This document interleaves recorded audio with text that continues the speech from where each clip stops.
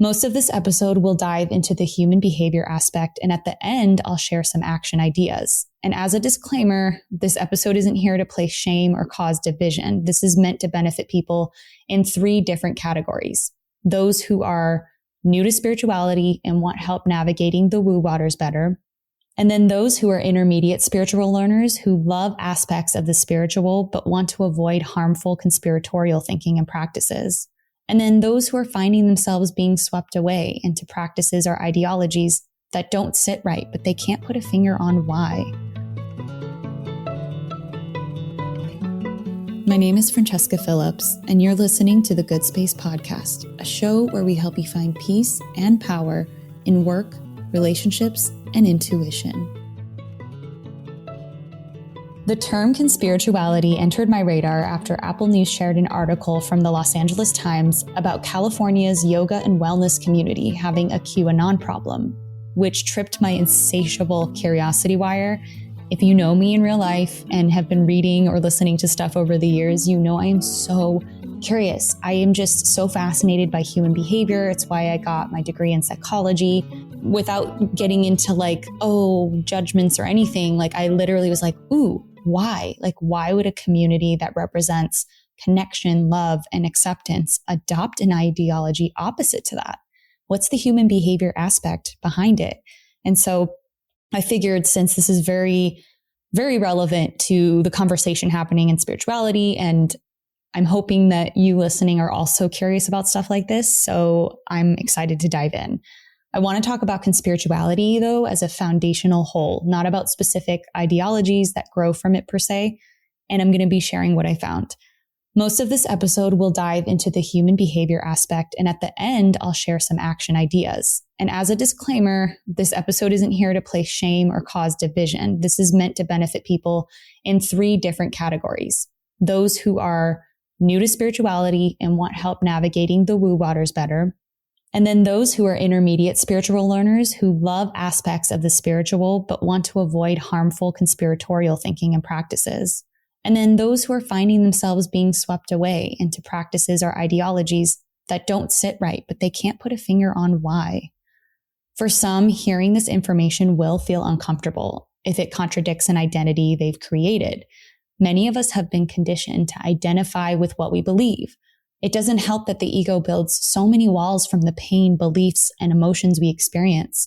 Contradicting information can make the walls crack or come crashing down and make a person feel vulnerable, as if their identity disappeared. That's what causes people to get defensive or argumentative. But really, we exist on a much deeper level. Walls equal limitations. Deep down, most people prefer to fiercely defend their limitations instead of getting to the other side of freedom. Learning and open-mindedness gets you to freedom. The more you learn, the more possibilities for growth and expansion, which is exciting. That's the lens I'm sharing this information from, in the hopes it expands what we know and affords us more clarity on how to grow and expand, to break down those walls. And if this doesn't do that for you, that's okay too. All right, what is conspirituality? Conspirituality is when spirituality intersects with conspiracy. In 2011, Charlotte Ward and David Voaz wrote an article in the Journal of Contemporary Religion describing conspirituality as, quote, a rapidly growing web movement expressing an ideology fueled by political disillusionment and the popularity of alternative worldviews. It offers a broad politico-spiritual philosophy based on 2 core convictions, the first being a traditional one to conspiracy theory, and then the second rooted in the New Age. Okay, so the first of the 2 core convictions of conspirituality is the person believes a secret group covertly controls or is trying to control the political and social order. And then 2, humanity is undergoing a paradigm shift in consciousness. End quote. People who believe this usually think the best strategy to deal is to adopt, as Ward and Voaz would say, an awakened new paradigm worldview. Basically, conspirituality is alternative worldviews mixed with disillusionment and paranoia. In a 2015 article written by Egil Apsfrom and Asbjørn Durendal, tried my best there, they said conspirituality is not a new or surprising phenomenon. They more or less say that for centuries, cultic environments have been oversaturated with deviant belief systems and practices. The communication channels in these cultic environments tend to be open and fluid as well as the content. Without any resulting standard or logic in place, this enables individuals to, as apps from and Asbjorn say, travel rapidly through a variety of movements and beliefs, thus bridging with ease what may appear on the surface as distinct discourses and practices. Political, spiritual, and pseudoscientific discourses all have a home here, and they easily mix. Joined by a common opposition to establishment discourses rather than by positively shared doctrinal content, conspiracy theory affords a common language binding the discourses together. End quote. I took that to mean that in a playground of zero logic or grounding, anything goes. It's common knowledge that the wellness and spirituality world has gray areas, or blurred lines, if you will, of the places people will allow themselves to go. Conspirituality gives this phenomenon a name and logical thread of why this happens. The surprising thing is the 3 rules of conspiracism aren't on their own bad like you would expect. That's what I expected, that if there's any rules of conspiracism, they're going to be cuckoo crazy, but they're actually not. And that was shocking to me. It's only when you add paranoia to it that it becomes harmful. So let's talk more about those 3 rules and learn more about the conspiracy side of conspirituality.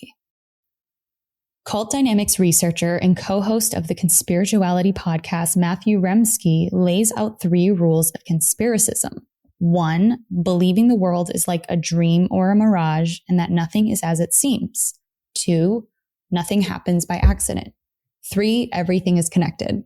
What's interesting is you can find parallels to this kind of thinking in yoga and even religion. It can provide relief, comfort, and flexibility.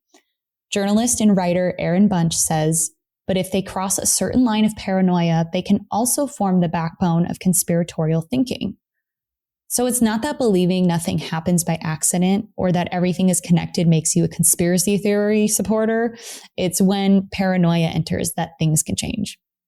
She also explains that the more general attraction to conspiracies like QAnon lies in its false promises to fulfill needs, like needing to feel contrary and know secret truths others don't, or the need to survive a disaster or to bond with people who have similar passions and anxieties.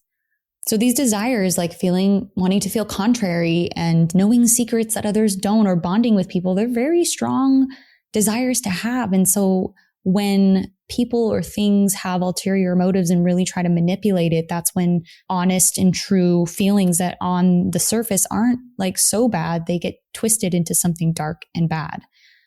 And then on top of that, many people drawn to spirituality are less inclined to busy themselves with more dry fact-based stuff. They're drawn to finding truth through feelings, but sometimes the truth isn't intuitive. Many times it's scientific, a bit dry, not as exciting, and much more complicated. I am the first person to tell you, I wish the truth was always intuitive and always like good feeling and fun and intriguing, but it really isn't. It's not like that all the time. Human history is filled with examples of conventional wisdom and accepted truths based on intuition and what feels right being dead wrong. The truth is often more complicated, less satisfying, or not intuitive. Black and white isn't like things usually aren't black and white. Let's just put it that way. But many people in the spiritual world make it easy for others to cross over into the conspiracy world by playing on half-truths. Authors and influencers package harmful ideologies in a palatable way using pretty graphics or fluffy words. The spiritual and wellness industries are severely unregulated, full of people who have a lot to gain by tugging on your emotional heartstrings to make money and grow their overinflated sense of self and feel powerful. So it's not that people who fall prey to these conspiracies are dumb or bad or not a good person or whatever you want to call it.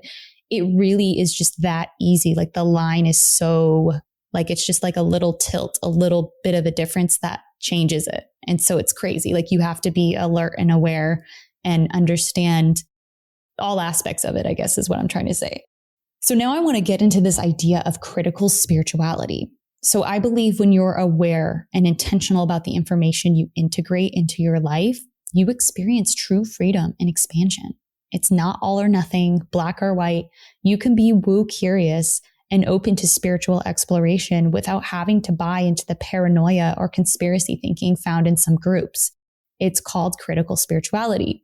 Jules Evans, a philosopher and research fellow at the Center for the History of the Emotions at Queen Mary, University of London, says critical spirituality is where people can access the beneficial sides of spirituality or wellness minus Pizzagate or the perils of 5G. So that's great, right? Like you can completely get the benefits of spirituality without all that other stuff that isn't very helpful and is harmful. Your job is to value vetting where your information is coming from and questioning motives higher than any need for being contrary or belonging. You're still smart, interesting, and unique if research proves you wrong. Probably more so. Like if you are willing to be like, ooh, that research kind of, goes against what I thought was right, and you are open to changing that belief, you are actually more evolved and ahead of the game spiritually than other people. Because that's what this life is about. It's about constant expansion and growth, enlightenment. And that's like an eternal journey. It's not going to happen in the snap of a finger, and that's okay.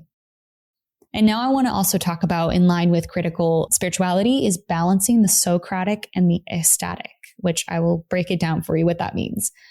Again, Jules Evans, the writer, speaker, and practical philosopher I just mentioned, coined this comparison of the Socratic versus the ecstatic, rational versus non-rational thinking.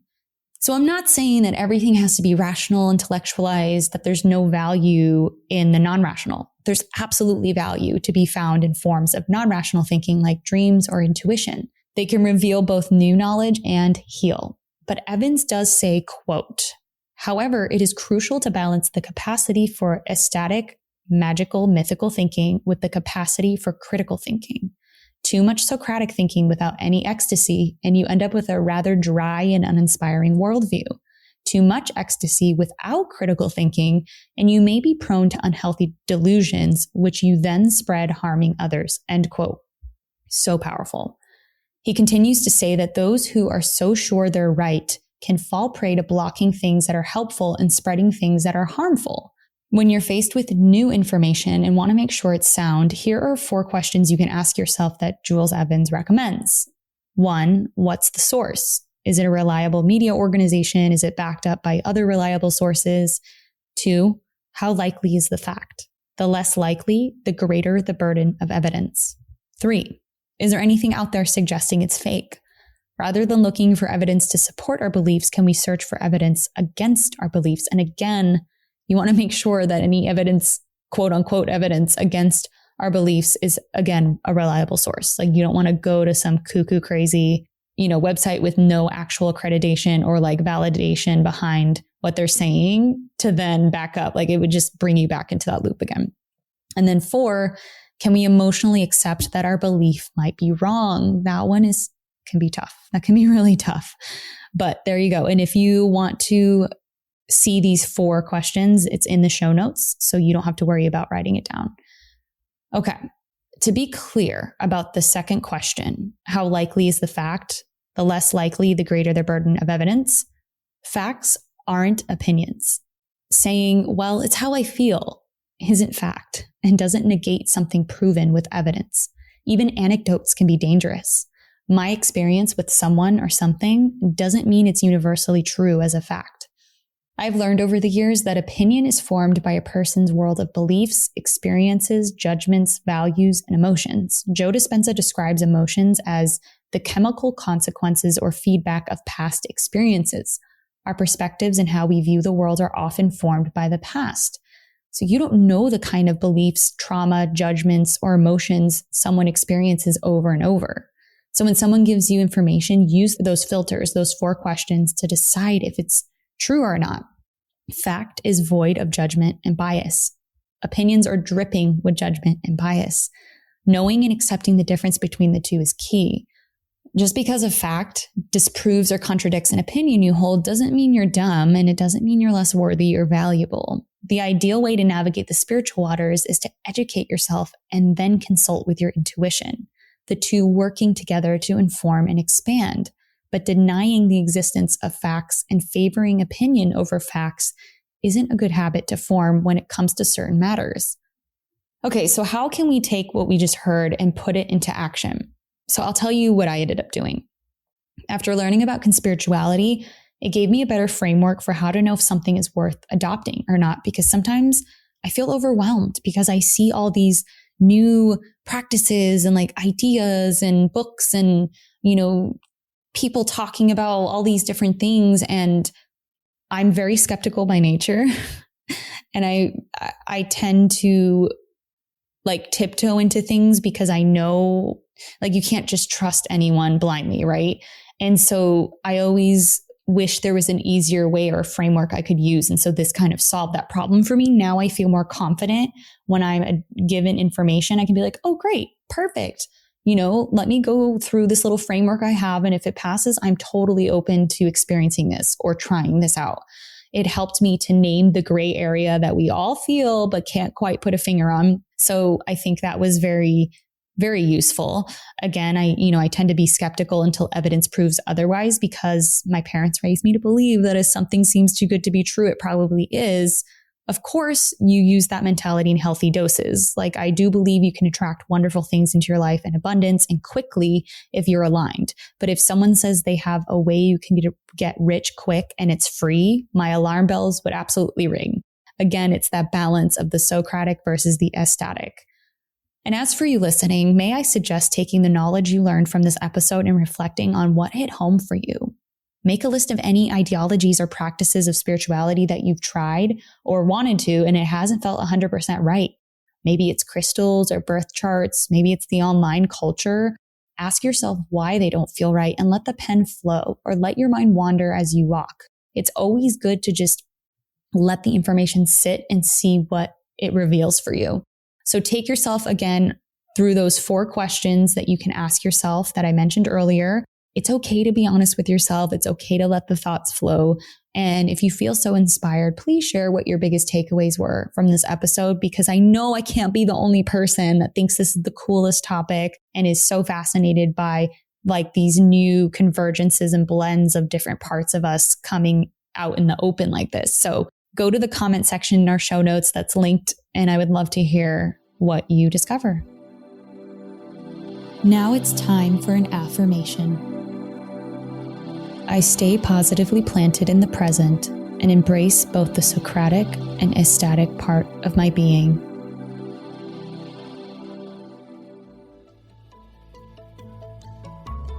If you found today's tips inspiring or thought-provoking, share it right now on social media and make sure to tag me at Francesca A. Phillips or at Find Your Good Space, and also weigh in the comment section at findyourgoodspace.com. You can find links in the show notes. And if you have a spiritual or mindfulness problem that you want me to unpack on an upcoming The Good Space episode, or an awesome manifesting story you want to share, give my podcast phone line a ring right now at 917-719-0867. Also, don't forget to download my free morning routine guide. It's what helped me reduce my anxiety, increase productivity, and so much more. The link to everything I mentioned is in the show notes. See you soon.